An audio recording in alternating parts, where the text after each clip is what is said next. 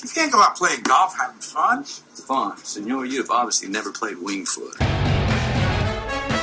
It don't matter if you win by an inch or a mile. Winning's winning.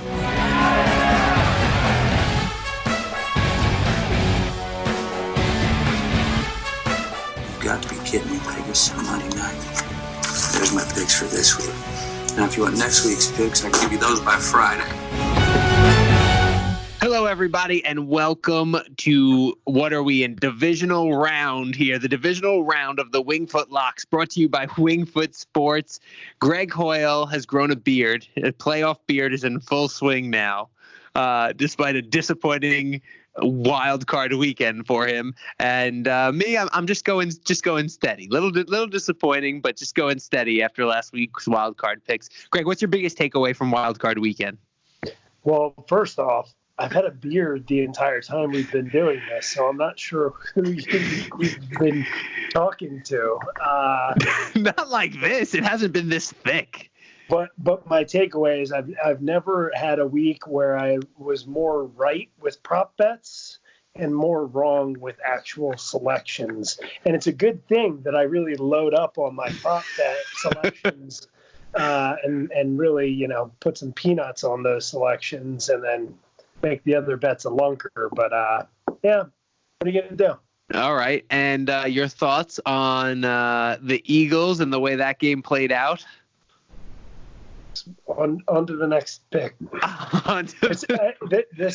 These are my thoughts. This is why it's better to watch the game at home than go to the game, because disappointment.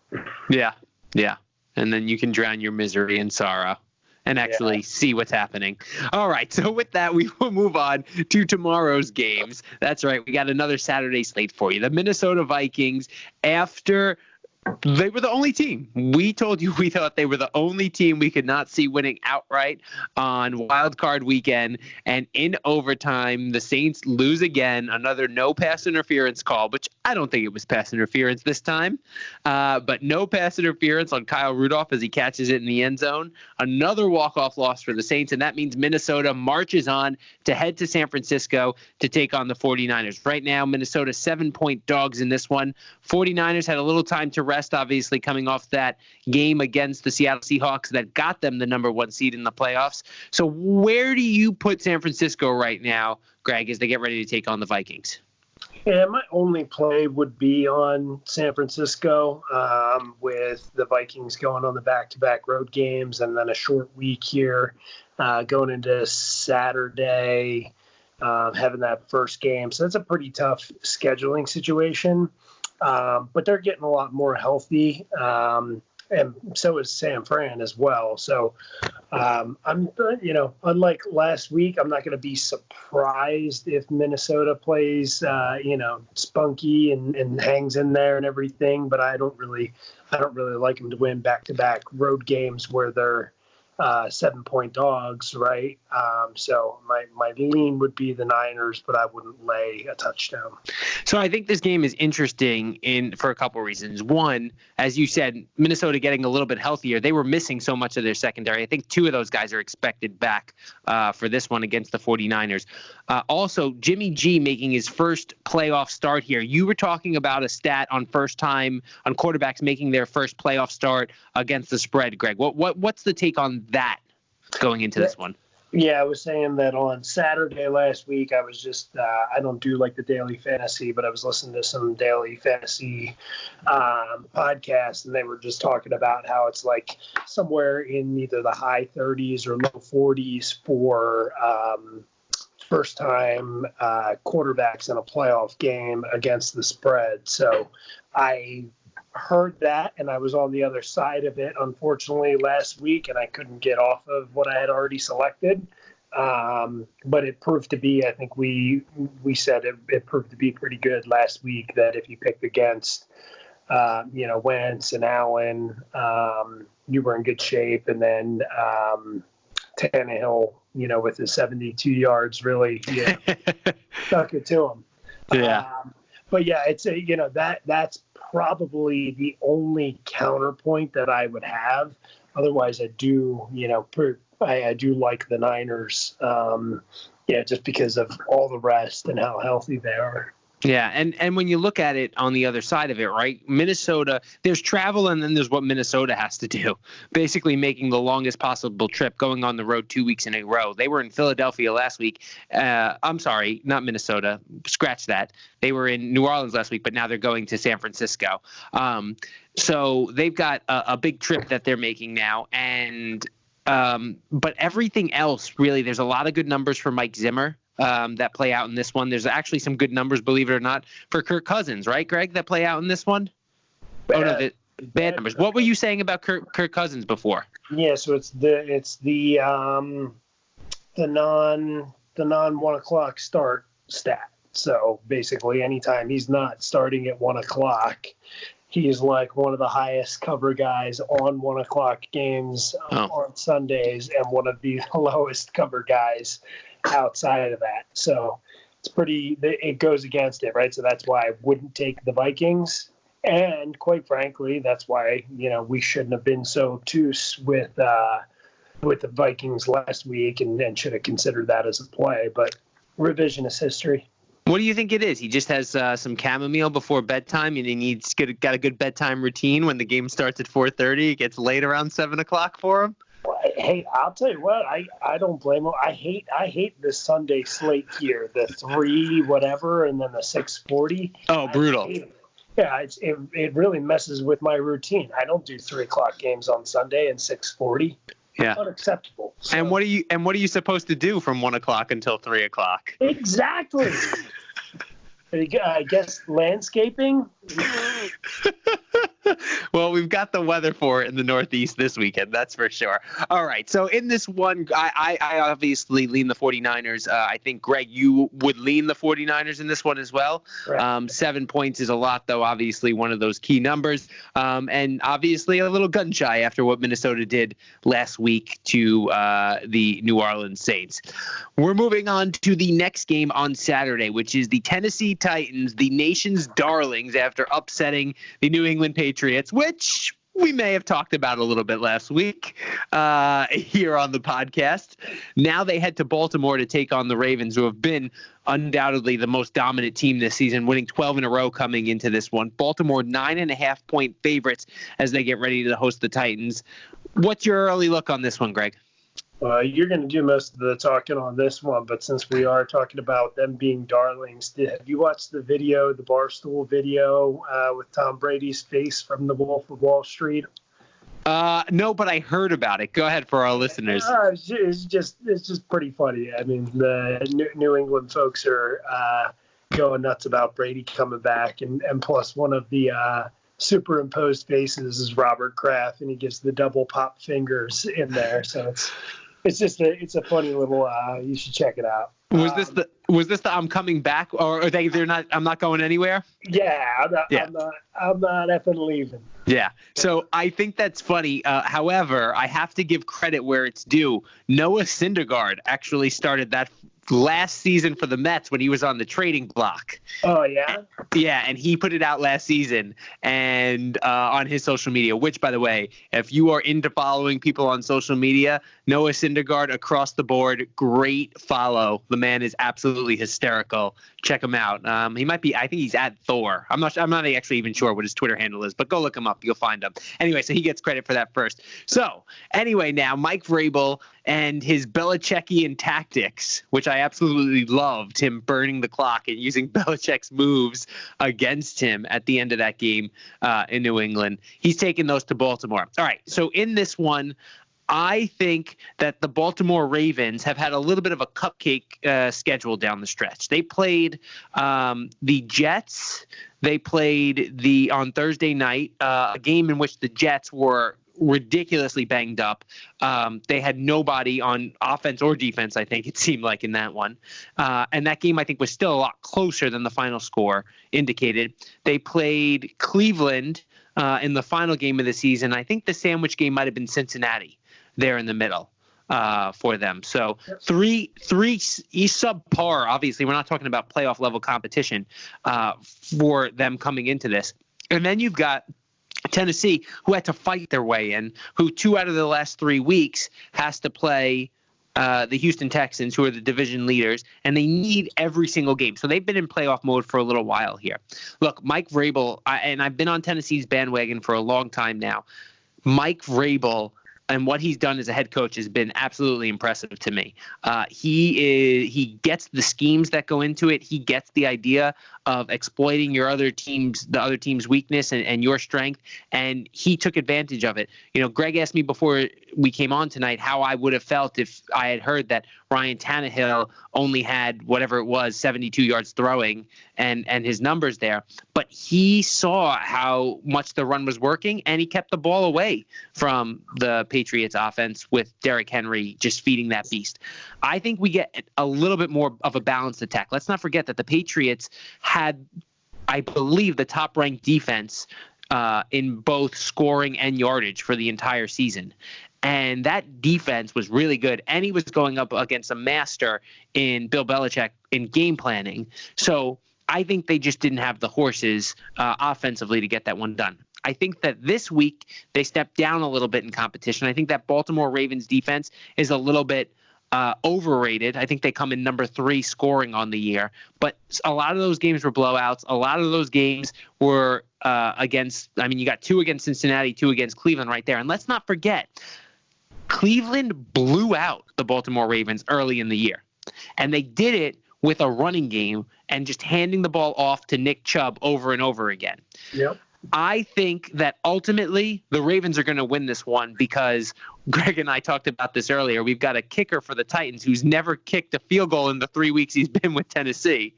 And his name just happens to be Greg Joseph. So Greg Joseph, I think if he does, by the way, we like an under 1.5 field goals in this, and Greg can talk about the numbers on that in a second. But if it comes down to special teams and field goals at the end, I think that's going to go Baltimore's way, whether it's the Titans get a chance to tie or win late. That's a lot of pressure on a kicker who hasn't kicked a field goal, and I'll put my money on Justin Tucker making it if it's the other way. The most accurate field goal kicker in NFL history now. So I'm going to take the Titans plus the points, 9.5, because I think that's a ton. I think this is a one-possession game, and I think Baltimore comes out on top. What are your thoughts, Greg? Yeah, I like the way you're going with that. And I don't really, you had all the analysis for that game. That wasn't really one that I was looking at all that much. But I wouldn't be too surprised if it was high scoring. Both teams in the mid to high 20s, 20, 24, 28 type of situation. Yeah. Looking that way, but you're good on the side there. And talk to me about the field goals, because what was the stat that you had coming into this one about Tennessee's field goals this season? It was I was with a group of guys last week, and one of them kind of took a play on this. So basically, they took New England to kick the first field goal, and I took Tennessee under the 1.5. But they're on their fourth field goal kicker, which they're obviously not super comfortable with. And I think in this situation, number one, they're going to have to score. So you got to lay a little bit of juice to take the under 1.5, but it's something like it's either 14-3 or 15-2. They've gone under the field goal so far this year. So it definitely, that obviously it paid last week. It's paid most of the time this year, but I'm going to probably take a look at that next year when teams have some kicking woes and, especially if they start replacing kickers once or twice. I'm going to start looking into that and see if we can't pick up on any trends. Yeah, by the time you're on your third string kicker, chances are there's a reason they're the third string kicker and they've just picked them up off the street. Yep. All right, so with that, let's look ahead to the Sunday games. Now, this is your favorite play of the week in this one here as the Houston Texans go to Kansas City. Now, Houston has already won in Kansas City this season. I saw a stat, but it was a little bit meaningless to me that Kansas City has never lost at Arrowhead to the same team twice in the same year. So you got to think about how many times that's happened. It has to be usually probably a division rival that they played in the playoffs. I don't know how many times, but it can't be a large sample size, and it has to go over a very long history there. Just the fact that you're probably not playing the same team twice at your home stadium in a given season. But Houston has gone in there and knows that they can win in there. Kansas City minus 9.5 in this one. And Houston obviously coming off that overtime game, which was I think, the most entertaining game of the week, and the big comeback against the Bills. So what do you look at in this one, Greg? Do you think what's going to be the difference in your mind this week from earlier in the season, if there is one? Read with the extra prep going on, and then basically just health. I think we were talking before. You got Tyreek Hill. I'm seeing questionable with Kelsey with the knee, but I can't imagine that guy sitting out for the ball game. And this Kansas City defense, the second half of the year, that's why my pick's going to go the way that it's going to go. They've been playing like top 6, top 7 defense, which they weren't in the first half of the year. So I think they've just really gelled. They're pretty healthy. And I don't trust the Texans to be able to put up points against that defense. So my pick is going to be the over 30 points for the Chiefs, because I think there's a correlation. I think Reed's not only good off the bye, but I think traditionally he's good with the over off the bye. So just as far as a really good offensive mind, able to scheme against the defense. And, I think he gets lucky with the defense that he goes up again. He'd much rather face that Texans defense versus the Bills defense, who would have probably came in and kind of mucked the game up a little bit. And especially if there's no Will Fuller again and everything like that, I don't want to play an over total depending on two teams to hit that over if I'm not confident that the other one's got their deep threat and the offense is going to be any good. So that's why I'm just taking the kind of the derivative number and doing the over 30. It's not on 31, which is good because that's a pretty key number there. So I still get 31. So I'm going to jump on that shortly. And I also like, for those reasons, Kansas City for the game. And I'm actually still seeing it at 9.5. So if you like anything else and you want to tease it and you can get it to 2.5, that's not terrible at all. The Kansas City Chiefs, obviously, I think having the opportunity to get the bye and get Andy Reid that extra week to prepare is huge. I think they might have been missing 2 offensive linemen against the Houston Texans. If not, at least one. Eric Fisher, I think, was banged up. And let's be honest, they just weren't clicking at that point in the season. They finished the season strong, and as you mentioned, Greg, their defense has been playing a lot better. It's a lot more balanced football. And I don't have a lot of faith in the coaching matchup in this one if you're looking at Bill O'Brien. I honestly don't think he did anything to get them back in the game, save a play from Deshaun Watson where he somehow, again, gets out of a ridiculous tackle that reminded me of the play of earlier in the season when he had gotten kicked in the eye. Yep. I think what happened was they just hit him from both sides, and one went to knock him down and the other stood him up. So it was just perfect timing. And then he got to go from there. So listen, if I'm going anyway, I'm going with the Chiefs on this one. I think that they're going to cover this. I don't think the Texans are ready for this level of competition in the playoffs, and we all know the Chiefs might have a little unfinished business from last season after that loss to the Patriots. All right, so let's move on to the final game of the weekend. The Seattle Seahawks, after beating the Eagles, head to Green Bay to take on the Packers. Seattle's offense didn't look very impressive against that Philly defense in the win. Just a couple big plays to DK Metcalf seemed to be the play. They come into this one as 4-point underdogs. Green Bay obviously getting the rest. What's your make of this one, Greg? I think another I want to kind of say another low-scoring game here. I'm sitting here thinking about the equation to beat the Packers, and you see most teams that beat the Packers this year kind of controlled the ball on the ground. So I really like the Seahawks. Well, most teams we've got 3 losses for the Packers. Oh yeah, but the equation was to ground and pound on them. At least from my recollection. So I would like the Seahawks a lot better if they had their full complement of running backs.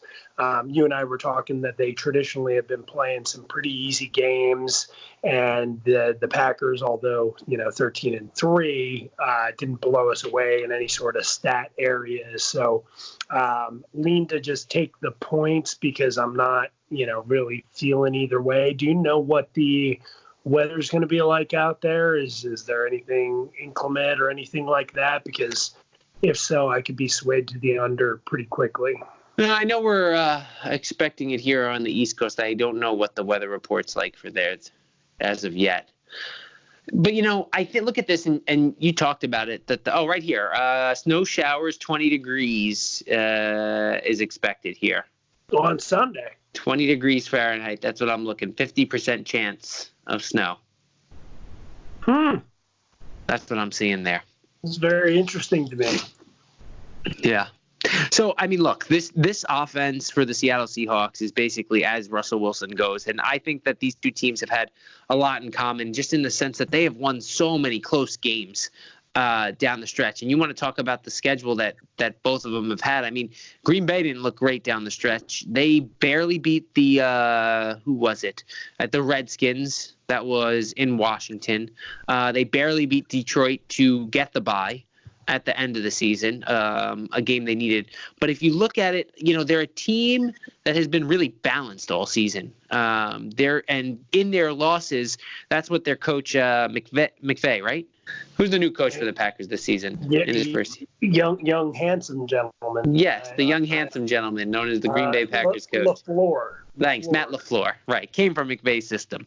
So Matt LaFleur said that he had given up on running the ball too early.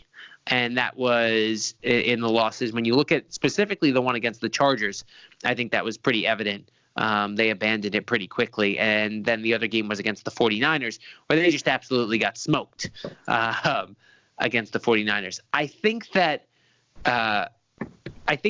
the Smiths for them, Za'Darius and Preston Smith, are going to have a good day, because I think that Seattle's offensive line is still a bit banged up. I don't think they're still questionable, I believe, for this game. And even if they are coming back, those two defensive linemen have managed to change the defense for the Packers a bit this season. Look, I look at this one being a field goal game again either way. And with that, I think you take the points at 4. But I also think that if it has the potential to get blown out, then I think this one is going to go the Packers' way. So really on the fence on this one, clearly, and that makes for great podcasting, I have a quick weather alert, because I believe you were looking at current weather, 20, 21, and 70% precipitation. Sunday is only a 10% chance of precipitation. And what's the weather? 23 degrees. So it's still cold. Yeah, as it tends to be in Green Bay this time of year. Oh, yeah. Yeah. We'll be getting 65. They'll be getting 20, 22. Yeah. I will tell you, though, I don't know if there would be a look-ahead line on this, but assuming the 49ers win, I will take the 49ers in a rout over either of these teams next week. Oh, yeah. Yeah, I'm good with that. Yeah, what do you got for Super Bowl odds at this point? That's the way to do that. All right, so 49ers headed to the Super Bowl. Who do you have going to the Super Bowl now another weekend? Because my pick has been for the 49ers and the Tennessee Titans, obviously. My Super Bowl selection for the year is out. Yes, I'm aware of that. I'm abstaining. Abstaining from voting. All right. So a lot of conviction in this podcast. A lot of conviction on what we like after Wild Card Weekend here. So we both lean the 40 plus 350 at this point. The 49ers are plus 350? Yeah. All right. So 49ers plus 350. And how about the Titans right now?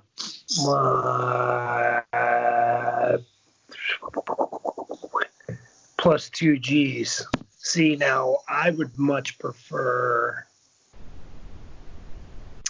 plus 350 on Kansas City, because I think they have the tougher route, but the better chance of winning if they get there. But I know the idea is take the one that's got the route, so that way, you have a dog in the fight there when it comes to the Super Bowl. Oh, so you mean win it? Yeah, for winning the Super Bowl. That's to win the Super Bowl, not to get there for the NFC. Right. I don't have anything to get there. Gotcha. So to recap for you here, Greg and I both lean the 49ers minus the 7 against the Minnesota Vikings. I am staying with the Tennessee Titans as I have all season. I think their run does come to an end this week, but I think they keep it close enough against the Ravens to cover that 9.5. We both like I like, Greg leans the Chiefs at minus 9.5 against Houston. Greg likes the over total points 30 for Kansas City as they take on the Texans. And then we're just going to enjoy the Green Bay Packers taking on the Seattle Seahawks in that one. Or we might be asleep at that point. Yeah, what do you have on what stats do you have on 6:40 start times historically, Greg? Yeah, Greg doesn't like them. When I was in college, I wasn't even coherent enough to watch the 6:40 start time. Yeah, well, that's because there probably wasn't many 6:40 start times. I feel like this is new. Did they always do this at 6:40? They do, because I remember because they do the same thing next weekend. And when the Eagles went to the Super Bowl when we were in college, I was straight up not present during the second game. Already in celebration mode. There you go. All right, folks. Know who we were playing. All right. Well, you listen. Didn't know who his team was playing in the Super Bowl. Probably had a boatload on him already, though. Oh boy. All right, we are wishing you a much better divisional round than the wild card round was for Greg Hoyle. Go with the prop bets. Don't forget under 1.5 field goals for the Tennessee Titans in this one. For Greg Hoyle and his playoff beard, Joe Vasiri signing off. Remember, everyone, it's not whether or not you win or lose, it's whether or not you cover the spread. Have a great week, everyone.